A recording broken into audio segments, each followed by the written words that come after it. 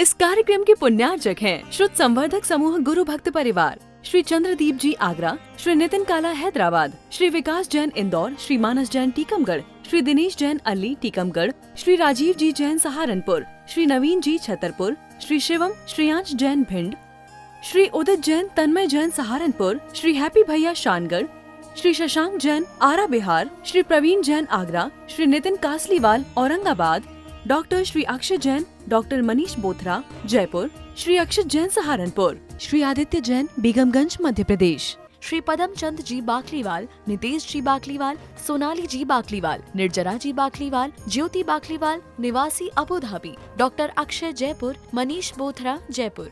जो बोल नहीं पाते वे वचन गुप्ती में रख दिए जाएंगे। तो जो बोल नहीं पा रहे हैं, जितने गूंगे होंगे, उनको कभी भी वचन के द्वारा कोई भी पाप कर्म बंद नहीं होगा। लेकिन उनसे पूछना जो बोल नहीं पा रहे लेकिन कषायों से कितने युक्त हैं, आवाज नहीं निकल रही है, बाकी सब तो बोल दिया है। माँ, ऐसा आपके साथ भी होता है। हम बहुत बार हो सकता है हमारी दीनता के कारण, हमारे जिस स्थान पर हम हैं, बड़ों से कैसे बोल पाएँ। रुपेश, कार्य स्थानों पर यही होता है। जानजी जी, जो छोटा है उस पर तुम कषाय दिखा देते हो तो लगता है कषाय ही हो, लेकिन जब आपसे बड़ा होता है तब आप कषाय दिखाते नहीं हो, तो क्या कषाई नहीं हो। माँ, हमारे साथ क्या होता है, जब ये हम कुछ बोल नहीं पाए लेकिन अंतरंग में इतने कलुषित प्रकार विचार कर लेते हैं कि सामने वाले के प्राण तक तुमने कई बार अपने कलुषित विचारों से लिए हैं, अपने ही बेटे के, दूसरे के नहीं। इससे अच्छा तो नहीं होता तो अच्छा था। अरे, पंचेंद्रिय जीव को मारने के आपके भाव हो गए। कहां आ गया, स्वयं को मारने के विचार हो गए। स्वयं के मारने के विचार हो गए। अब आप विचार करें कि स्वयं को कहां मैं फंस गया हूं, कैसे ये बचूंगा। अब आप बहुत शांत बाहर से थे, आप निष्कषाई दिख रहे थे, लेकिन अंतरंग से पूछना, जिसने 5 इंद्रिय जीव को ही खत्म कर दिया हो, वह कैसे निष्कषाई हो सकता है। इसलिए क्रोध, मान, माया, लोभ, ये कषायों का संबंध क्रियाओं से ज़्यादा ना हो करके तुम्हारी भावनाओं से है। आज बच्चे जिन भावनाओं से ग्रसित हो रहे हैं वह उनकी क्रियाओं में भी फिर प्रतिफलित होता है। जानजी जी, जिन क्रियाओं को बच्चे मोबाइलों पर कर रहे हैं, भाव से ही तो कर रहे हैं। किसी को मारना है, किसी को शूटिंग फाइटिंग वाले जितने गेम हैं, ये तो भाव ही कर रहे हैं ना। कहाँ किसी को मारा है, किसी को कुछ किया है क्या। ये जितने भाव ही हैं, यही तो निर्धारित करते हैं कि आप अहिंसक हैं कि हिंसक हैं। रावण ने बहुत सुंदर शांतिनाथ भगवान की स्तुति की थी। रावण बहुत सुंदर शांतिनाथ भगवान की स्तुति किया था, और आप जैसी भक्ति कर रहे हैं, इससे कई कई गुना उसकी भक्ति थी शांतिनाथ भगवान के चरणों में। वह भक्ति कर रहा था, लेकिन भाव क्या चल रहा था। भक्ति चल रही थी और भाव क्या चल रहे थे। भक्ति के साथ ये भाव चल रहे थे कि कैसे राम का वध हो जाए, और चल रही थी शांतिनाथ भगवान की भक्ति, और चल रही थी अंतरंग में अशांति। इस भावना से भक्ति की जा रही थी कि कैसे कैसे राम का वध हो सकता है, मैं राम को कैसे जीत सकता हूं। अब रावण की भक्ति हिंसक थी कि अहिंसक थी। भगवान की भक्ति, तीर्थंकर प्रभु की भक्ति हिंसक। तीर्थंकर प्रभु की भक्ति का उद्देश्य तुमने क्या निर्धारित किया था, आपके जीवन में उसके विचारधारा क्या चल रही थी। इसलिए मैंने कहा, आप रॉबिन यहाँ पूजा बहुत बार कर लिए, पूजा कर रहे हैं, लेकिन किन भावों से कर रहे हैं। दिखाने के भावों से, हाँ वो भी हो सकता है, मेरे कैमरे में फ़ोटो आ जाए, और आ गई तब तक तो ठीक है, नहीं आई तो फिर आदित्य को देखते हैं अपन। यानी अब समझना, यहां बैठे बैठे भी आपके अंतरंग के परिणाम निर्धारित करेंगे कि आप कशाई तो नहीं हो। और ऐसे ही मोबाइलों में बैठे बैठे लोग सोच रहे हैं हम तो कुछ नहीं करते, बच्चा बहुत अच्छा काम कर रहा है। वे सब जो मोबाइलों को रखकर सोच रहे हैं हम ध्यानी हैं, हम ज्ञानी हैं, वे अभी बहुत बड़ी भूल में हैं। भवन लाल जी, व्रती जीव जब घंटों घंटों मोबाइल पर लगे मिलते हैं तब उनसे पूछना कि भाव क्या चल रहे हैं। और भाव अगर वही नहीं सुधार पा रहे हैं तो फिर अगले भाव भी वैसे ही मिलने वाले हैं। अगला भाव ना भी मिले तो वर्तमान में आपके भाव ही तो आपकी क्रियाओं का निर्धारण करते हैं। यानी जिस स्थिति में यहाँ बैठे हैं, अगर यहाँ भाव भी सुधर गए होते ना तो ज़्यादा देर यहाँ नहीं बैठना पड़ेगा, कुछ ही भवों में इस स्थान को प्राप्त कर लेते। विकर्ष पंडित जी, पूजा कराते समय कहीं ये तो भाव नहीं चल रहे, ये तो मेरा कार्य है, पैसा मिलेगा, और ये भाव चल रहे हैं तो तुम्हारी पूजा और उनकी पूजा में अंतर है। एक ने जबरदस्ती बिठाला है, रगजीत जी हो सकते हैं कि भैया 10 लोगों को तो बिठाना ही है, महाराज जी को कुछ दिखाना है। यानी कभी पूजा के लिए निर्धारण नहीं कर देना कि 10 लोग बैठेंगे कि 50 बैठेंगे कि 1000 बैठेंगे। माँ, कुछ क्षण तो मिलते हैं। जिन भक्ति से आप अभी यहाँ झूम रहे थे ना, आधे लोगों ने, जिसने यहाँ वास्तविकता में कषाय से रहित होकर भक्ति कर ली, आधे लोग तो उनको पता ही नहीं चला कि यहीं पे नष्ट हो चुके हैं। अरे जब कल्याण मंदिर स्तोत्र लिखने वाले आचार्य भगवंत मात्र कल्याण मंदिर स्तोत्र को लिखकर अनेक व्याधियों को दूर कर सकते हैं, भक्तांबर स्तोत्र के 48 काव्य लिखकर 48 ताले टूट सकते हैं, तो तुम 48 मिनट क्या 2 घंटे से भक्ति कर रहे हो, तुम्हारे कर्मों के ताले कैसे नहीं टूट सकते हैं। और भवनलाल जी, मात्र 2 घंटे से नहीं, हमें तो जीवन निकल गया फिर भी हमारा कुछ नहीं हो रहा। जीवन निकल गया भक्ति करते फिर भी कुछ नहीं हो रहा है। उसका कारण है हम कर किस उद्देश्य से रहे हैं। उद्देश्य बहुत अच्छा हो जाए कमल जी, उद्देश्य बहुत अच्छा हो जाए ना, तो सारी जनता आपके पीछे मिलेगी।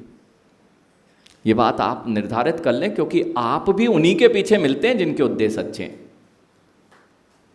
नवनीत, उनका अपने आप स्थान ऊपर होता जाता है। कभी भगवान महावीर स्वामी ने किसी का भला ही नहीं किया। आप बताएं, कोई भी तीर्थंकर प्रभु हो, आदिनाथ भगवान से लेकर विकर्ष, आदिनाथ भगवान से लेकर महावीर भगवान तक कब दया करते मिले? कोई एकाध दया का दृष्टांत, कोई एक दया की कथा कोई बता दे कि महावीर भगवान दयालु थे और भले दयालु कहलाते। माँ, पुराण ग्रंथ तो नहीं पढ़े हैं आपने, मुझे पता है, क्योंकि मोबाइलों से फुर्सत हो तब तो पुराण ग्रंथों की ओर दृष्टि जाए। बिल्कुल स्पष्ट है, जब हमारे पास समय ही नहीं है, ऐसे व्यस्त हैं कि बिल्कुल समय नहीं है। यानी एक भी कथा में यह नहीं आता कि भगवान ने किसी को कष्टों को दूर किया, उसको सहायता कर दी, फिर भी दयालु, उनसे बड़ा दयालु नहीं। माँ, रावण से मिल लेना, धर्म कर रहा था, हिंसकता की अहिंसकता। ऐसे ही मैंने कहा, जिनके भावों में जो चल रहा होता है उससे निर्धारित होता है कि तुम कषाई हो कि अकषाई हो। मेरा सारा का सारा काम भोगों के लिए होता है, मेरी सारी की सारी पूजा भोगों के लिए होती है, मेरे सारी की सारी चीज़ें अपनी इच्छाओं की पूर्ति के लिए होती हैं। इसलिए मैं मंदिर में भी पूजा करते करते कब अहिंसक हो पाता हूँ, कब निष्कषाई हो पाता हूँ? मैं तो अपने भोगों के लिए कार्य कर रहा हूँ। शादी में गए, कमल जी, कमल जी नाम है ना, कमल जी शादी में गए। शादी में जिस व्यक्ति का दूल्हे राजा है, वे दूल्हे राजा माँ बैठे हुए हैं, वे कुछ नहीं कर रहे, वे कुछ नहीं कर रहे। वह करेगा, खुद करेगा तो कुछ अच्छा लगेगा क्या? रॉबिन, अपनी बारात में व्यवस्थाएं बनाएं, अपनी बारात में नृत्य करें, अथवा अपनी बारात में सारा, अरे तुम यहाँ चलो, तुम वहाँ चलो, तुम आगे आओ, तुम बैंड यहाँ लाओ, ये करते मिले तो शोभा को प्राप्त होता है क्या? क्या कहेंगे लोग? अपनी बारात में व्यवस्थाएं बना रहा है। यानी ऐसे ही जैसे एक दिन के दूल्हा राजा दूल्हे राजा जैसे रहते हैं, ये तो दिगंबर मुनिराज हैं, महाराजा हैं। ये कभी किसी की व्यवस्था नहीं बनाते हैं, इनके पीछे अपने आप व्यवस्थाएं बनती हैं। व्यवस्थाएं बनाने में कितनी शोभा को प्राप्त होगा। ये घोड़ी यहाँ लाओ, इसको यहाँ बुलाओ, सारी व्यवस्थाएं खुद हाथ में ले रखा है। अब दूल्हे राजा बिल्कुल शांत बैठे हुए हैं, कुछ भी नहीं कर रहे हैं, कुछ भी नहीं कर रहे झांडी जी। और सब आए, आप जैसे सब लोग व्यवस्थाएं बना रहे हैं, व्यवस्थाएं बना रहे हैं, और दूल्हे राजा शांत बैठे हैं। और वहाँ टेंट भी लगा, पांडाल भी लगा, अनेक अनेक प्रकार के उपकरण वहाँ पे सब आए हैं। यानी सबको बंद कैसा कैसा होगा। दूल्हे राजा ने कुछ नहीं किया ना, तो दूल्हे राजा को कर्म बंद की प्रक्रिया नहीं होगी ना। और बाकी जो आए हैं उनने व्यवस्थाएं बनाई है, तो उनको सारा पाप का बंद होगा ना। और जो टेंट वाला आया है उसने तो रोजी रोटी के लिए टेंट लगाया है, तो रोजी रोटी के लिए वो सारी व्यवस्थाएं दौड़ भाग कर रहा है, पूरी व्यवस्थाएं वही बना रहा है। अब बताओ, दूल्हे राजा बैठे हैं, मात्र अपने भोगों की तैयारी कर रहे हैं, उनको पाप बंद की प्रक्रिया ज़्यादा होगी कि जो लोग उसकी व्यवस्थाएं बना रहे हैं उसको होगी।